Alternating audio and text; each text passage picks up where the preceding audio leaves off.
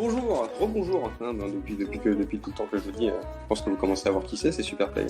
On est donc en compagnie de Pigeon et Roya, donc ils vont nous présenter cette run de... comment vous dire, Nueno Biguban Dai Sakusen en nuée %. Voilà, nuée et ni %. Donc voilà, donc je vous laisse en compagnie de Pigeon et de Roya. Juste après, on aura la run de Undertale, puis de Deltarune, et après, moi je vous laisse et je m'abandonnerai jusqu'à la fin du marathon, je pense. Et oui, on avait besoin de quelques runs d'urgence. Comptez pas sur moi pour répéter le nom du jeu par contre, hein, parce que après, je vous ferai un copier-coller, hein, ce sera plus simple. Après, je peux dire que la prononciation était correcte. 10 sur 10, hein, voilà pour Super Player. Exactement. Ouais, c'est parfait.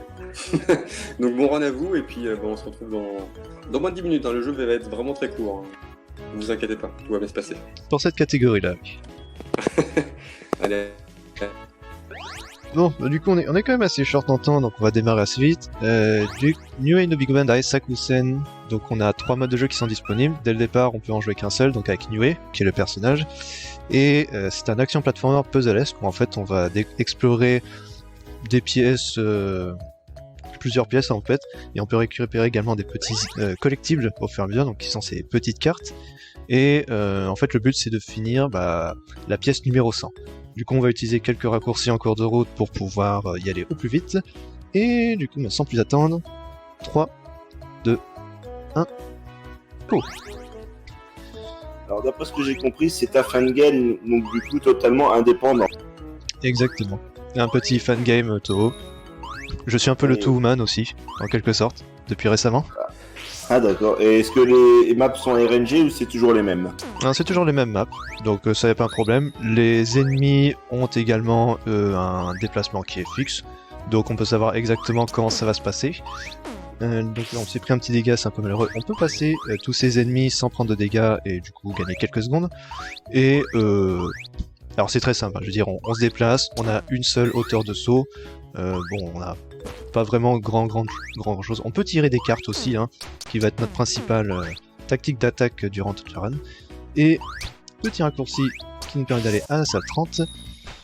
Donc on a déjà skippé en fait une zone entière grâce à ça.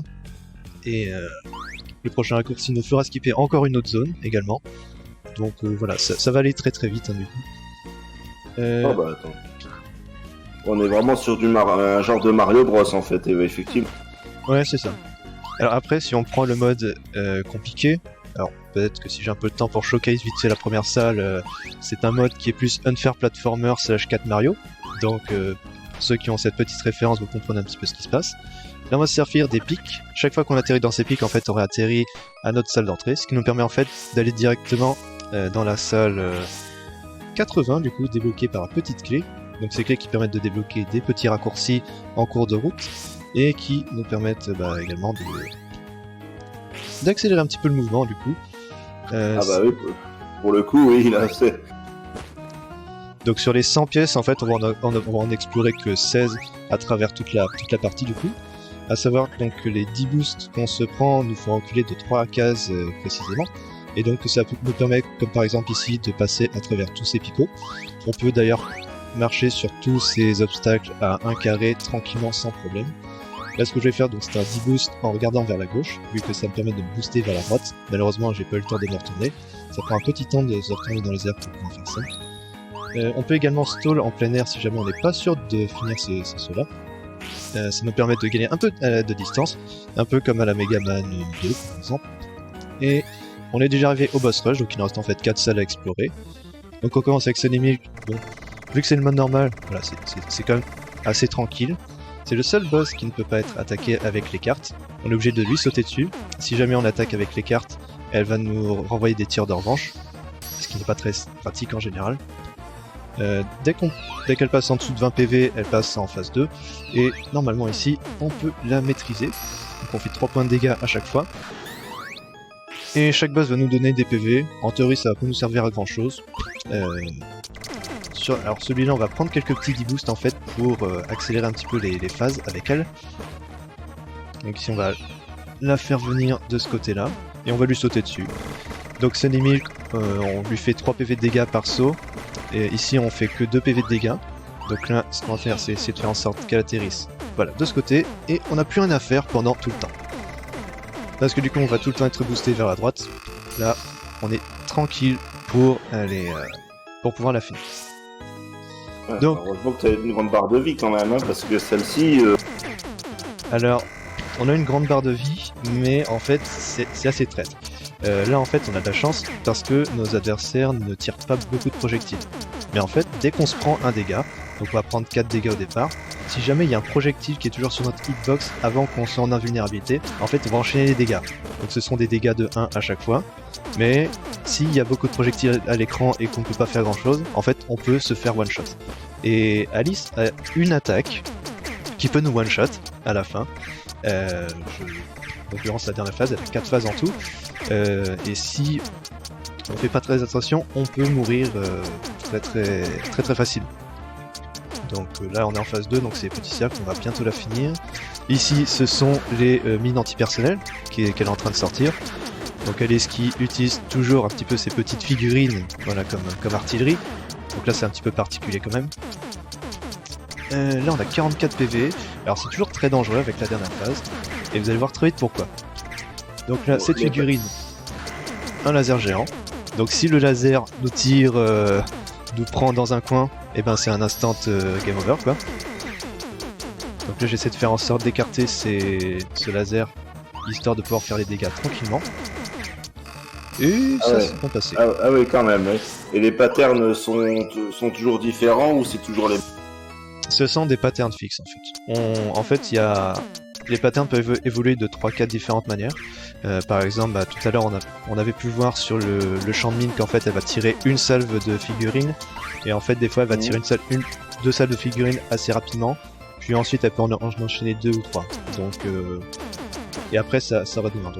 En général il y a 3-4 différents cycles de projectiles qui vont être existants sur chaque phase. D'accord. Ah, c'est vrai que il a l'air sympathique, hein. Et si tu prends pas de warp ou autre, le jeu il dure combien de temps à peu près ? Alors, si je prends... Donc là, mon PB sur celui-là, il est de 6 minutes 47. Donc en général, j'arrive assez souvent à faire du 7 minutes. Donc c'est pour ça que 8 minutes, c'est quand même très très correct. Si on prend toutes les salles, toutes les cartes, et dans ma catégorie 100%, je débloque également les raccourcis, ça peut durer une quarantaine de minutes. En moyenne, donc c'est plus entre 40 et 45 minutes, mais mon PB est à 39 minutes pour cette catégorie. Ah, il y a quand même de quoi s'occuper, hein. C'est ça. Alors après, dernièrement aussi, j'ai commencé à entraîner le Niue plus Suwako et 10%, où en fait, le Suwako a un nom assez particulier qui s'appelle le masochiste. Alors, je pourrais choquer ça très très vite fait, en allant juste dans la première salle et en ne faisant absolument rien. Du coup, pour Suwako, on a 8 phases à gérer. Donc la première phase, donc c'était juste des salles de cartes qui nous font un peu du homing. On avait l'attaque ADN également qui va également nous tirer dessus. Si on est éloigné, ces tirs ADN vont aussi augmenter un petit peu en distance en élargissement, ça va de plus en plus s'élargir, donc être plus compliqué à s'écarter. La troisième phase, c'était les anneaux qui nous visent. Là on retrouve cette phase d'anneaux mais avec 3 anneaux et avec des tirs complètement aléatoires. Sachant que les anneaux de la troisième phase ne rebondissent qu'une fois sur les murs, ceux-ci rebondissent 3 fois. Donc la deuxième fois on verra qu'ils sont jaunes, et la troisième fois, eh bien, ils seront à nu.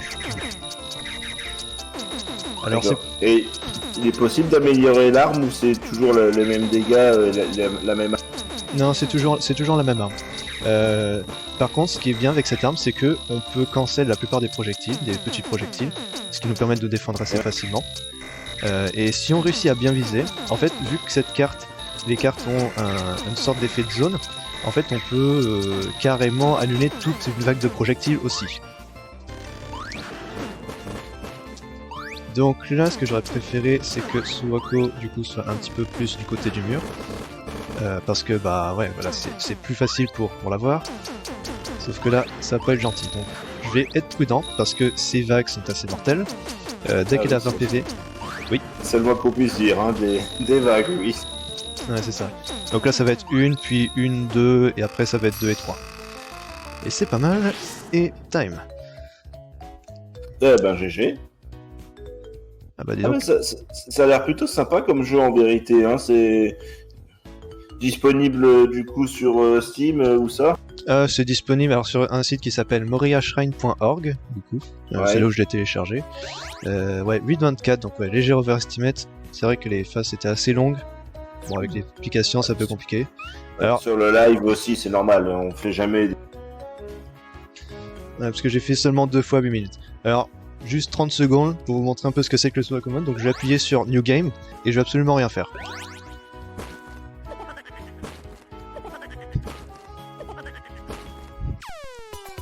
Et donc ça, c'est les 100 salles qui suivent. Donc à savoir que sur le any% de celui-là, donc j'avais réussi à faire 50 minutes en fait. Et voilà, donc c'était New No Big Man d'Aisakusen. Apparemment, ça a absorbé mon temps de... J'ai compris ce truc, hein, Ah bah effectivement, oui, ça... Je vais repartir dans le menu du coup, mais apparemment ça m'a empêché. Parce que j'étais mort. Bon, ça c'était la première fois que je faisais ça. Mais du coup, voilà. Voilà, donc c'était la petite run un peu d'urgence hein, pour combler un petit peu le monde de cette matinée. Ouais, mais elle était sympathique, le jeu m'a l'air vraiment correct, franchement, ça me donne bien envie. Bien envie d'y jouer? Bah oui, moi j'aime bien les jeux de plateforme. Je pourrais t'envoyer le lien si tu veux, du coup. Hein. Bah je veux bien, bah envoyez-le peut-être sur le chat du Twitch si y en a que ça intéresse aussi. Bah oui, bien sûr. Et puis, je pense qu'on pourra passer très vite sur la run d'Undertale. Ouais, ils peuvent essayer. Après, je pense pas que le chan ait le skill pour jouer à ce jeu, mais bon, c'est pas grave, hein, ils peuvent essayer. Hein. T'es modérateur sur le chat d'AC? Je suis modo. Sinon, tu t'es fait strike. Exactement. Le bot qui s'est fait strike par l'autre bot, on s'en souviendra. Et oui. Donc, merci à vous deux en tout cas. Y a pas de souci, hein. De rien. On va partir en intermission et puis on se retrouve juste après.